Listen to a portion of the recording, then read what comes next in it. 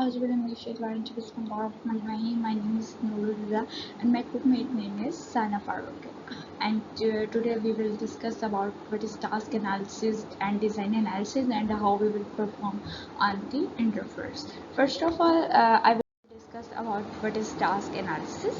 Method of analysis people do. Means what people do, what things they work with, and what they must know about the task. Here are some how to perform. Here are some options, some tasks and some steps are available how to perform task analysis. First of all, we discuss about what is the task and how being analyzed, and next we conduct collect data according to our task.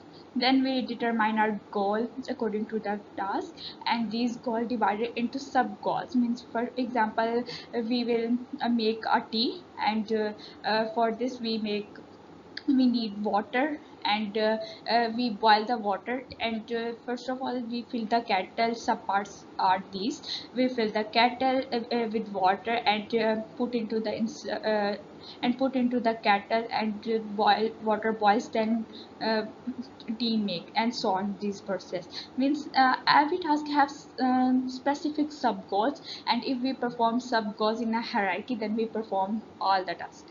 Next we have then we develop a plan analysis. In next slide, here are the diagrammatic hierarchy task analysis of ordering dress. Here is the diagrammatic how we order our dress. First of all, we order a woman dress. First of all, we go on the click menu, then we select the woman menu bar, and then we go according to our category. Means what you want: stitch, unstitched, trousers, what dress you want. And next we will click on the menu. If you want to select summer dress and spring dress, winter dresses, you can click on it, and then select the dress.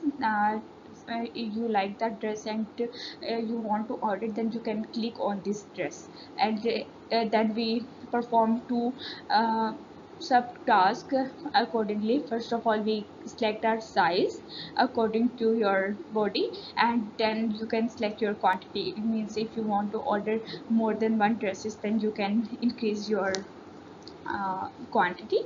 Next, add to cart. Means you want to order this, and if you want more items to purchase from their website, then you can go on shopping to purchase more items. Here is the example of Limelight website, and here are the discuss how we order our dress. First of all, we on Limelight website, and here is the menu bar: women, girls, men, accessories, sales. If you want to go, so we want to order woman dress, so we go on woman. Then we will go on woman menu, and here is the options show which you want to select: summers, winter. Means which type of dress you want to order. Okay, and then you can select on the unstitched, and this is the category of unstitched. All the dresses are here mentioned, unstitched dresses. And here now you can see all the dresses and unstitched dresses and their qualities and their colors, and which you want to order. And next you can select according to your choice, and this is the dress which we selected, and want to order. And this is um, all the properties related to the dress are mentioned here. Means color, means quantity, size, everything is mentioned. And you want, like, this is price, this is quantity, and if you want to order, then add to cart. And then this is you want to order.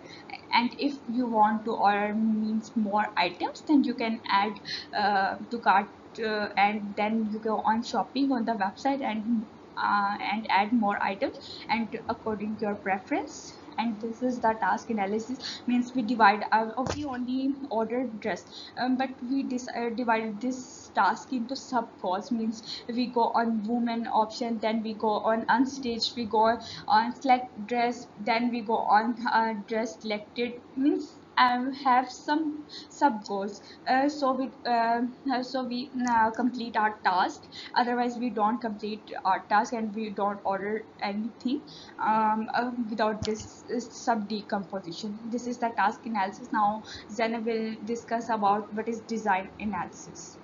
Thank you so much.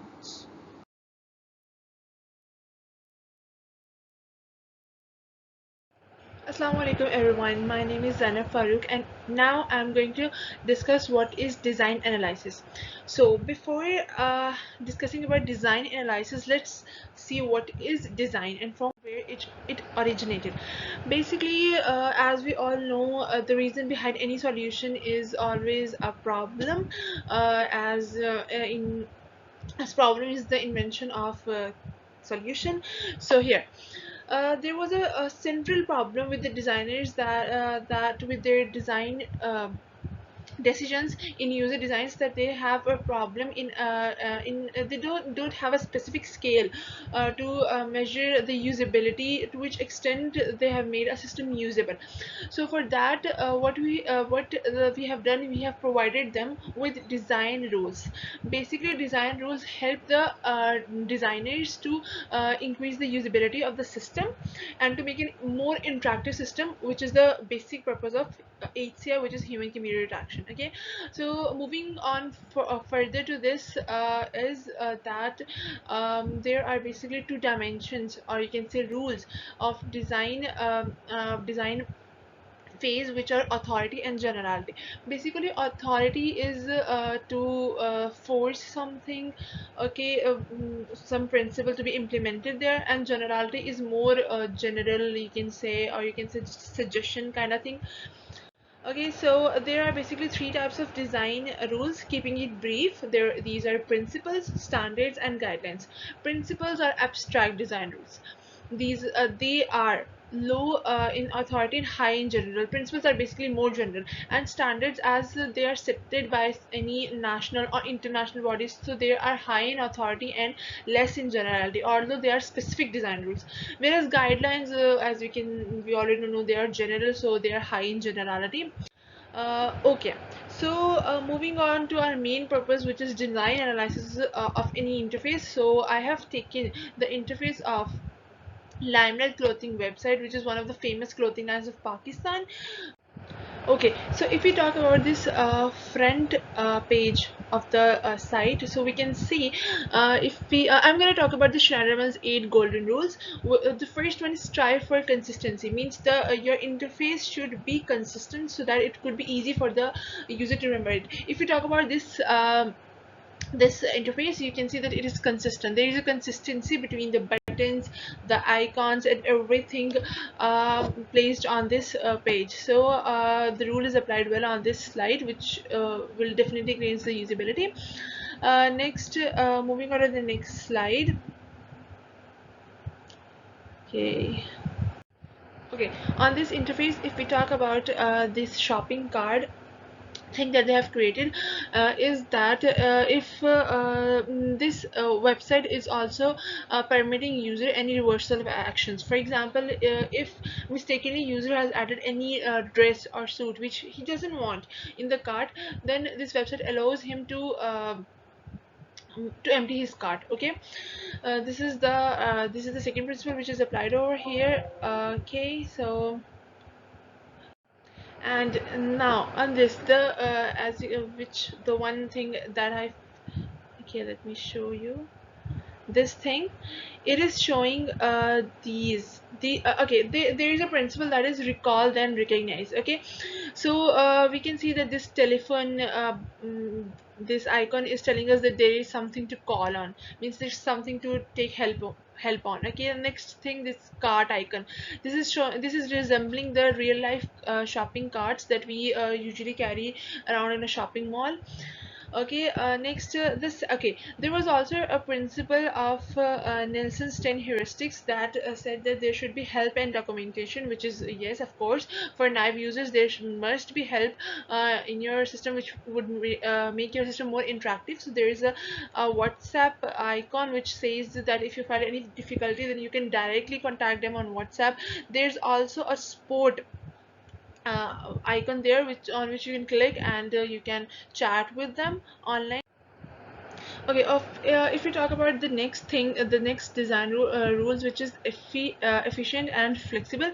I found the website flexible in a way that if I am adding like 4 to 5 dresses in the cart, I don't have to manually calculate the bill, but it is auto generated by the website. The website helps us to calculate the bill, which is task manageability principle, and which is very makes the really makes the system interactive. Second is customizability. The customizability in a sense that the user if the user want to have different sizes, for example he wants medium, small or large, he can choose the categories. And so, moreover, if he wants the same article in different colors, this is the customizability, and it is limited, as we all know that it is limited. So this is what the user can perform with the website. And secondly is responsiveness. Okay, basically this was a good point, a very good point of the website, that it was responsive. For naive users, for example, there were some like here icons above there. If I was clicking on there, these icons were like giving a pop-up message. Like for example, if I was clicking on the women category, it was given the detailed categories which were lying in the women, or detailed categories which were lying on the perfume section. So this was a very like responsive kind of thing. And this was the efficiency of this website. So I hope that was a good design and analysis presentation, and thank you so much for listening. Allah Hafiz.